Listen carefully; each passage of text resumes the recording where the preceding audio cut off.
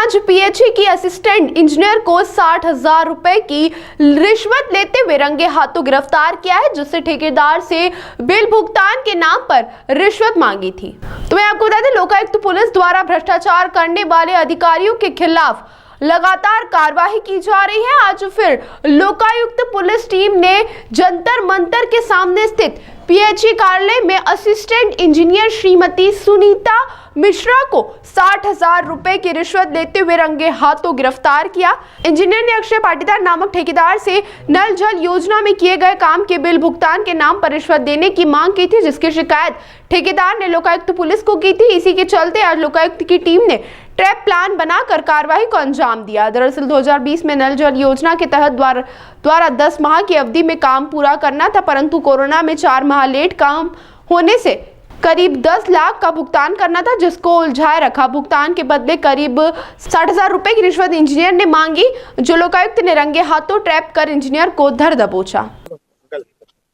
जल जीवन मिशन में मैंने यहाँ पे एक निर्माण कार्य लिया था। घटिया ब्लॉक के 2 गांव थे मेरे पास, जितरखेड़ी और कालूखेड़ी। उसमें मैंने 2020 अक्टूबर में काम मेरे को अलॉट हुआ था।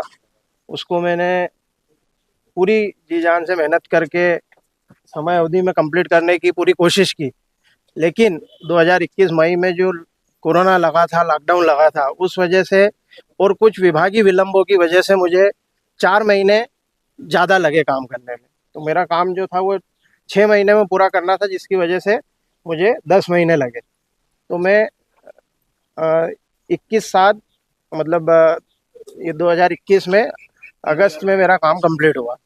पूरे मिला के मेरे को 4 महीने ज़्यादा लगे, जिसमें 2 महीने का कोरोना काल था और 2 महीने का विभागीय व्यवस्थाओं से मेरा विलंब हुआ।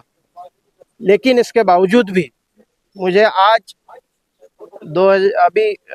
13 जून 2024 को, मतलब 2021 से लेके 2024 जून तक मेरे समय अवधि प्रकरण को लेके ये लोग मुझे टालते रहे। फिर बीच में मैंने सीएम हेल्पलाइन का भी सहारा लिया। सीएम हेल्पलाइन को इन्होंने भी मतलब क्या कहा जाता है ना कि ठीक है देख लेंगे, उस तरह से इन्होंने पल्ला झाड़ते रहे।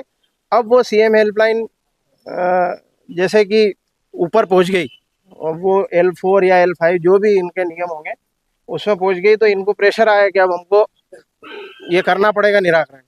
तब जाके ये मेरे पीछे लगे और बोले ये कागज लाओ, वो कागज लाओ, ये करो, वो करो।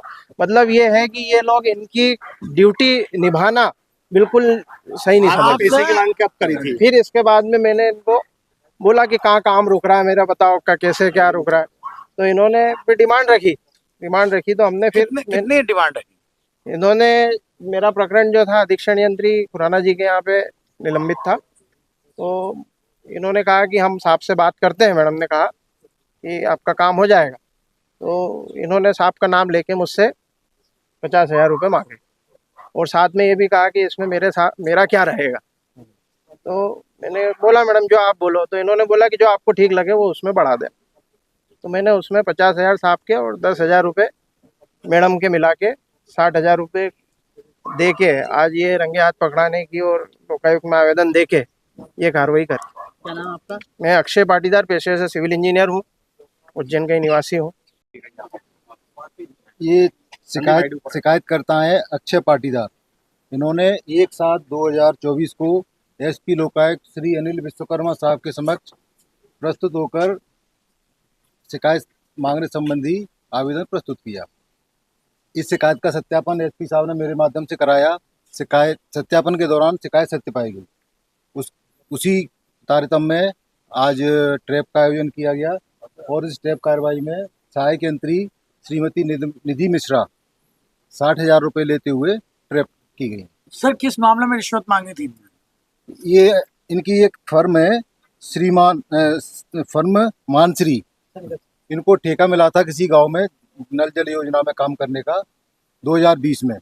तो इन्होंने काम कर दिया, कुछ 2-4 महीने डिले हुआ, ऐसा उनका बोलना है कि कोरोना के समय में। लेकिन उसके कारण डिले के कारण आज तक उनको भी 3 साल से लेके आज तक परेशान किया जा रहा है और उसके जो पेमेंट बकाया था उसका भुगतान नहीं किया जा रहा है। कितना? और उसको भुगतान के एवज में उसमें रिश्वत मांगी जा रही थी। कितना पेमेंट? तो लगभग 10 लाख रुपए उनका बताया है कि लगभग 10 लाख रुपए का जो भुगतान था उनका वो पेंडिंग था। इस मामले में किन धाराओं में अब कार्रवाई होगी? भ्रष्टाचार अधिनियम की धारा है धारा 7, उसमें कार्रवाई करेंगे। सर इसमें और भी कोई लोग आगे विवेचना की जाएगी। आपका नाम? मेरा नाम राजेश पाठक है, डीएसपी लोकायुक्त उज्जैन में हूँ।